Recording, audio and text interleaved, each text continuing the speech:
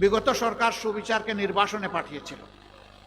এই জন্য এই বিচারপতিরা দম্ভভরে বলতে পেরেছিল যে আমরা শপথবদ্ধ রাজনীতিবিদ।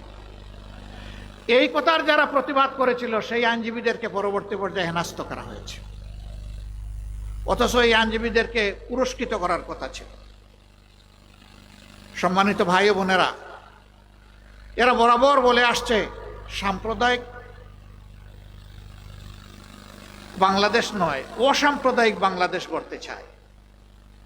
যারা অসাম্প্রদায়িক বাংলাদেশ গড়বে তারা কেন বিভিন্ন সম্প্রদায়ের মানুষের জায়গা জমি দখল করে? এরা কেন লুণ্ঠন করে? এরা কেন ইজ্জতের উপরে হাত দেয়?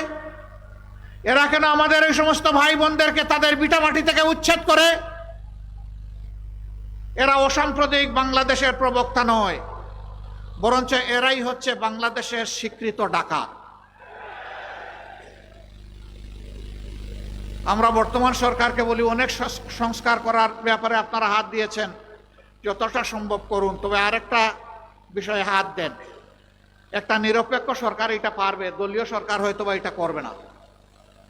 গত 54 বছরে বাংলাদেশে বিভিন্ন ধর্মের মানুষ যাদের হাতে নির্যাতিত হয়েছে, যাদের উপর জুলুম করা হয়েছে, সেটা খুন, ধর্ষণ, লুট, দখল যাই হোক, চাঁদাবাজি হোক, এদের নামের কালো তালিকা প্রকাশ করে দেন। এরা কারা? জনগণ এদেরকে চিনে নেব। কোনো জায়গায় কোনো কিছু ঘটলেই সাথে সাথে জামাতে ইসলামীকে দোষ দেয়, এটা এদের বদ খাসলত। এরা জাগরণেও জামাতকে ভয় পায়, এরা গুমের মধ্যেও জামাতকে ভয় পায়, জামাতের নীতি আদর্শকে ভয় পায়। এই ভয়ের জায়গা থেকে তারা ঘায়েল করতে চায় আমাদেরকে। কিভাবে ঘায়েল করতে চায়? নিজেরা অপকর্ম করে তার দায় আমাদের উপরে চাপায়। বলবেন যে প্রমাণ কি?